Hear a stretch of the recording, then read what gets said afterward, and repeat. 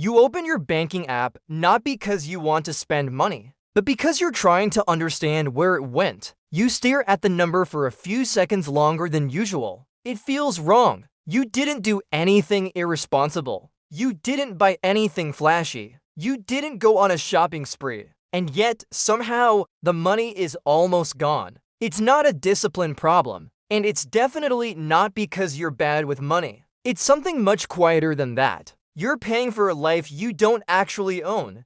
Don't gamble. Don't waste money. Don't live beyond your means. And yet, millions of people do all of that and still feel stuck. Their paycheck arrives. It disappears. Nothing feels dramatically wrong, but nothing ever improves either. What if the thing draining your money isn't one big bad decision, but dozens of small, invisible ones that feel completely normal? And everything to do with how modern life quietly rents itself to you. Because right now, there's a system that doesn't need you to fail. It only needs you to stay subscribed. Think about a normal day. You wake up and check your phone. The alarm, the apps, the storage, the music, all rented. You drive to work in a car that technically isn't yours yet. You listen to content you don't own. You work on software that stops functioning the moment you stop paying. In the evening, you relax with entertainment that disappears the second your card declines. Nothing about this feels extreme.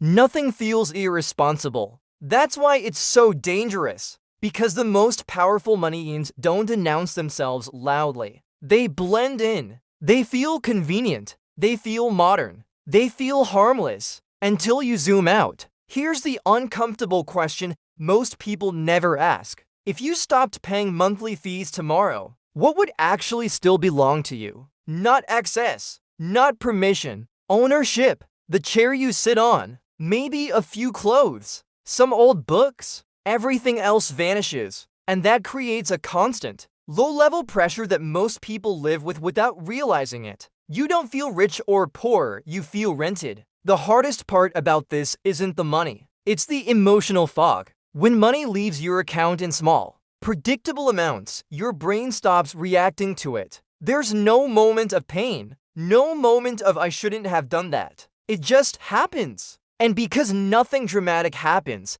nothing ever changes. You keep telling yourself things like, this is just how life works now. Everyone pays for this stuff. I need it. I'll deal with it later. Later never comes. This is where frustration quietly grows. You feel like you're working hard, but not moving forward. You feel like you're doing everything right, but still behind. You feel tired of thinking about money, even though you're not wasting it. And over time, something subtle happens. You stop expecting progress. You lower the bar from building a future to getting through the month. That's not laziness. That's conditioning. Here's what most people think is happening. I'm just paying for convenience. I'm trading money for simplicity. I'm avoiding hassle. What's actually happening is different. You're training your life to require constant payment just to function. And once that happens, you lose flexibility. You lose breathing room. You lose the ability to pause, reset, or slow down. Your expenses don't care if you're tired. They don't care if your income fluctuates. They don't care if your priorities change. They keep charging. You stop thinking in terms of permanence. You stop thinking long-term. You stop asking, will this still matter in 5 years? Instead, you think in months. Can I afford this right now? Does this fit into this month's payment? Is the monthly number small enough? That mindset feels safe. It feels controlled, but it slowly disconnects you from the bigger picture. And here's the part no one really talks about. When your life is built on subscriptions, quitting anything feels scary. Canceling doesn't feel like saving money. It feels like losing something. You're not removing an expense. You're removing comfort, identity, motivation, or hope. That's why people keep paying for things they don't use. That's why unused memberships stay active. That's why I'll cancel later turns into years. Not because people are careless, because subscriptions don't just charge your card. They attach to your emotions. This is how you end up stuck without ever making a bad decision. No single payment ruins you. No single choice feels reckless. But together, they create a life where money flows outward by default. And once money flows outward automatically, building anything inward becomes almost impossible. Savings feel hard. Progress feels slow. Peace feels temporary. Not because you're doing life wrong, but because the system around you is designed to feel effortless, while quietly taking ownership away from you. This isn't about guilt. It's not about cutting joy. And it's not about living like it's decades ago. It's about seeing clearly for the first time. Because once you see what's actually happening, you can't unsee it. And the moment you stop seeing your life as a series of small monthly payments is the moment you start realizing why your money never seems to stay. That's where everything begins to change. Let's slow this down and make it real. This isn't about extreme cases or dramatic mistakes. It's about ordinary days. You wake up, check your phone, scroll for a few minutes. Nothing unusual. You get ready, maybe grab coffee, head out. Somewhere in the back of your mind, there's a quiet tension. Not panic, not fear, just pressure. You feel like you should be further ahead by now. You tell yourself things like, I just need one good month. Once this expense settles, things will feel easier. After this year, I'll finally catch up. But every month feels the same. Money comes in, money goes out, and what's left never feels like enough to breathe. Not enough to relax. Not enough to plan. Not enough to feel secure. You're not reckless. You don't buy luxury items. You don't impulse shop every day. You don't live wildly. In fact, you're careful. You check prices. You avoid obvious waste. You try to be responsible. And that's exactly why this feels so confusing. Because nothing looks wrong. You look at your spending and think, this isn't that bad. It's just normal stuff. These are things everyone has. And you're right. That's the problem. Most of your expenses don't feel optional anymore. Entertainment isn't a treat. It's how you unwind. Your phone isn't a luxury. It's how you function. Transportation isn't a choice. It's how you survive your schedule. Even things meant to improve your life, health, productivity, learning, come with recurring charges. So when money feels tight, you don't know what to cut, because everything feels necessary. This creates a specific kind of stress, not the loud, dramatic kind, the quiet kind, the kind where you hesitate before opening your bank app, the kind where you time purchases carefully, the kind where you delay small joys because you're not sure. You're not broke, but you don't feel free either. You're financially occupied. Here's a moment that many people recognize instantly. It's midweek. You're doing mental math. You're thinking, okay, if nothing unexpected happens, I'll be fine. Just need to make it to the end of the month. I can't afford surprises right now. That's when money stops being a tool and starts being a constraint. What makes this worse is that there's no single enemy. No one bill feels outrageous. No one payment makes you angry. They're all reasonable on their own. So instead of questioning the system, you question yourself. You wonder if you're just bad at managing money. You wonder if everyone else has it figured out. You wonder if this is just adulthood. You watch other people online. They seem relaxed. They travel. They upgrade. They don't seem stressed. You don't see their payments. You don't see their obligations. You only see the surface. And slowly, you internalize the idea that you're falling behind. So you try to fix it the usual ways. You look for hacks. You try budgeting apps. You promise yourself you'll be more disciplined next month. Maybe you skip a few small pleasures. Maybe you cancel one thing.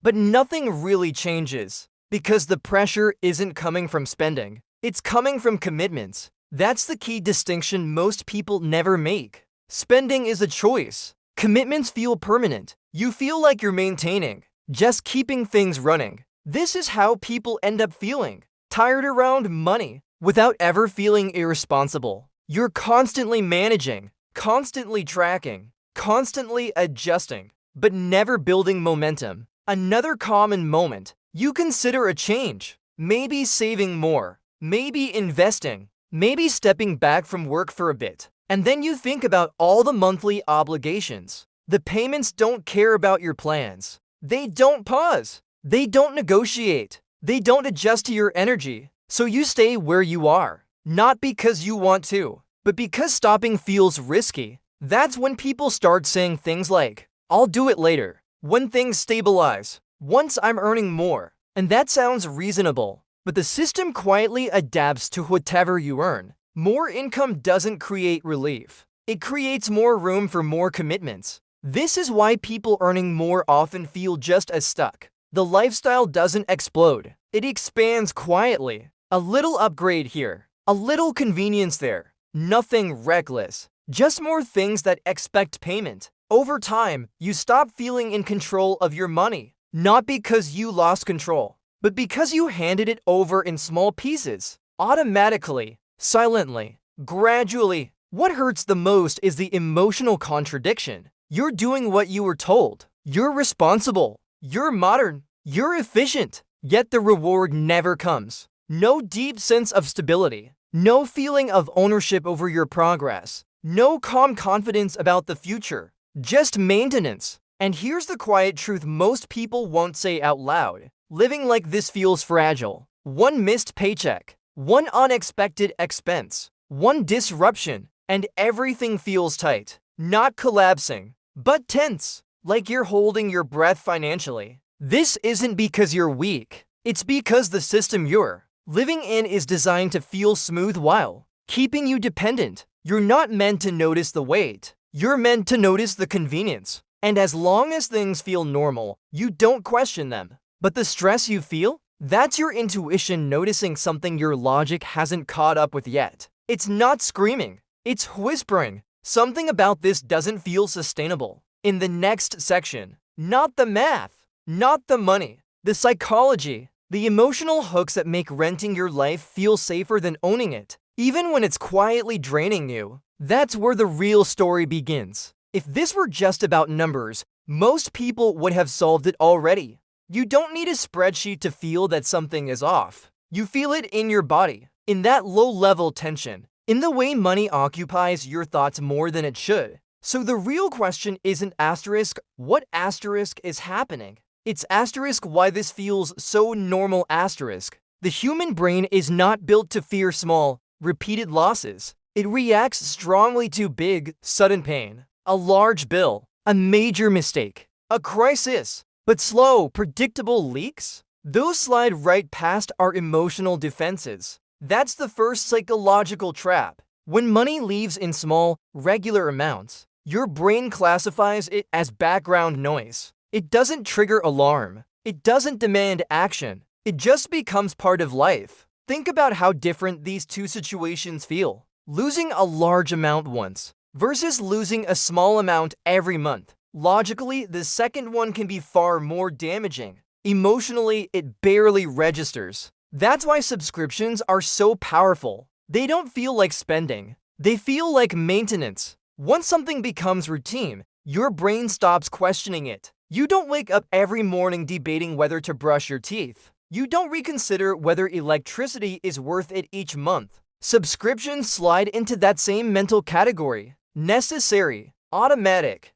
unexamined. There's another layer to this. Humans are wired to avoid friction. Subscriptions promise exactly that. No rethinking, no rebuying, no remembering. Just set it and forget it. And forget it is the key phrase. Now forgetting asterisk benefits asterisk the seller. Because forgetting doesn't stop the service. It continues charging quietly. Your inattention becomes their revenue. There's also a deeper emotional hook at play. Subscriptions don't sell products. They sell asterisk relief asterisk. Relief from boredom. Relief from guilt. Relief from feeling behind. Relief from effort. That's why people keep paying for things they don't use. Canceling isn't just a financial decision. It's an emotional one. Canceling feels like admitting you failed, admitting you gave up, admitting you're not the person you hoped to be. So people avoid it, not because they're lazy, but because humans avoid identity discomfort more than financial loss. This is especially powerful with things tied to self-improvement, health, learning, creativity, productivity. Paying feels like progress, even when nothing changes. Your brain gets the reward of intention without the effort of action, and that's incredibly seductive. Another psychological trick is how monthly pricing reframes reality. Your brain struggles to visualize long time horizons. It understands today, this week, this month, but years, decades, those feel abstract. So when something is framed as just a little each month, your mind says yes before it asks questions. You don't feel the future cost. You only feel the present comfort. This creates a dangerous pattern. You begin evaluating decisions based on whether you can afford them now, not whether they make sense over time. Short-term affordability replaces long-term wisdom. And that shift quietly reshapes your entire financial life. There's also social reinforcement. Everyone around you is doing the same thing, so it feels safe, normal. If everyone subscribes, then subscribing can't be a mistake, right? This is how collective behavior becomes invisible. No one questions water when they're all swimming in it. And then there's fear of commitment. Modern culture teaches us to keep options open. Don't lock yourself in. Don't commit too early. Don't choose something you might regret. Subscriptions feel flexible. They promise freedom. But psychological freedom and financial freedom are not the same thing. Commitment used to mean stability. Now it feels like risk. So people choose the option that feels reversible, even when it's actually endless. Ownership has an end. Subscriptions don't, but emotionally it feels safer to rent. Over time, this shapes identity. You stop seeing yourself as someone who builds and keeps things. You see yourself as someone who accesses things. Temporary, replaceable, always one payment away from loss. That mindset leaks into other areas of life. Career, relationships, goals. Nothing feels solid. The final psychological piece is the most subtle. When everything in your life requires payment, stopping feels dangerous. You can't pause without consequences, so you stay busy. You stay earning. You stay locked in motion. Not because you want more, but because you can't afford to stop. That's not ambition. That's dependency. None of this happens because people are stupid. It happens because the system aligns perfectly with human psychology. Small payments, emotional hooks, frictionless continuation, delayed consequences. It's not evil in a dramatic way. It's effective in a quiet one. And once you understand this, something important shifts. You stop blaming yourself. You stop thinking, I just need more discipline. You realize discipline was never the main issue. Awareness was. Because when you see the pattern clearly, you can interrupt it. Not aggressively. Not dramatically. Calmly. Intentionally. In the next section, we're going to talk about what all of this actually costs you over time. Not in a shocking way. Not to scare you.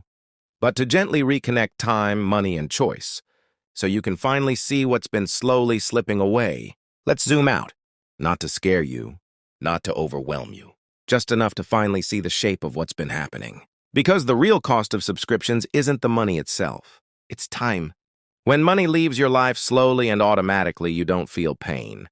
You lose options. You lose the option to pause. You lose the option to say no. You lose the option to change direction without stress. Every recurring payment quietly reduces your flexibility. Not today, not tomorrow. Over years, the invisible cost is momentum. When money is already assigned before it arrives, nothing new can grow. Saving feels like effort. Progress feels slow. Security feels fragile.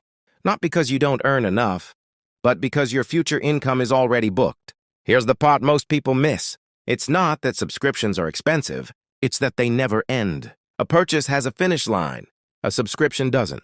So instead of moving from paying to owning, you stay stuck in maintaining forever. Over time, this creates a subtle emotional effect. You stop imagining a different future. Not consciously, quietly.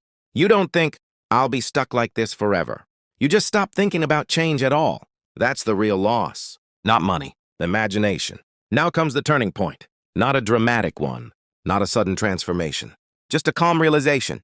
You don't need to remove everything. You don't need to live without comfort. You don't need to reject modern life. You just need to stop letting default decisions run your future. The shift is simple. From what's affordable this month to what do I want to stop paying for eventually, that one question changes everything. Because wealth isn't built by restriction. It's built by ending payments. Every time something reaches zero and stays there, space opens. Breathing room, flexibility, choice. Here's a simple framework you can actually live with. Not extreme, not perfect, just honest. Not forever, just once. Look at every recurring charge. Not to judge it, just to see it. Awareness breaks the spell. If this stopped tomorrow, what would I really lose? Not convenience, not habit, actual loss. If the answer is not much, you found your first lever. You don't need everything now. Waiting is not deprivation. It's ownership delayed. Buying once later beats paying forever now. This is the hardest part emotionally. Let a payment disappear and not replace it. Sit with the gap. That gap is freedom forming. When a payment ends, don't upgrade something else. Send that money somewhere boring. Savings, stability, peace. That's how momentum builds quietly. Now let's ground this in reality. Imagine an average person. Nothing special. Normal income, normal life. They don't cancel everything. They cancel two things. They stop one upgrade habit. They keep one service instead of three. Nothing dramatic. But one payment ends. Then another. Then another. After a few years, something changes. Money stops feeling fragile, not abundant, stable. And stability does something powerful. It lowers anxiety. It improves decisions. It creates patience. You stop rushing. You stop reacting. You start choosing. Here's where people get it wrong. They think this means living smaller. It doesn't. It means living lighter. Less mental weight, less obligation, less pressure. Another common mistake is thinking ownership means commitment forever. It doesn't. Ownership means you decide. You can sell. You can pause. You can keep using without fear. Subscriptions remove choice. Ownership restores it. The long-term payoff isn't luxury. It's calm. It's knowing that if life shifts, your finances won't collapse. It's being able to slow down without panic. It's confidence that isn't loud. It's quiet and steady. Over years, this compounds emotionally before it ever compounds financially. You trust yourself more. You feel less trapped. You stop needing constant stimulation to feel okay. And ironically, life starts to feel richer. Here's the quiet truth. The goal was never to avoid subscriptions entirely. The goal was to stop being owned by them, to stop confusing access with freedom, to stop renting your entire life without realizing it. You don't need to rebel against the system. You just need to stop running on autopilot inside it, one ending at a time. So the next time you open your banking app and feel that familiar confusion, remember this. It wasn't one mistake. It was a pattern you were never taught to question. And now that you see it, you get to choose differently, calmly, gradually, on your own terms. That's how real financial freedom begins.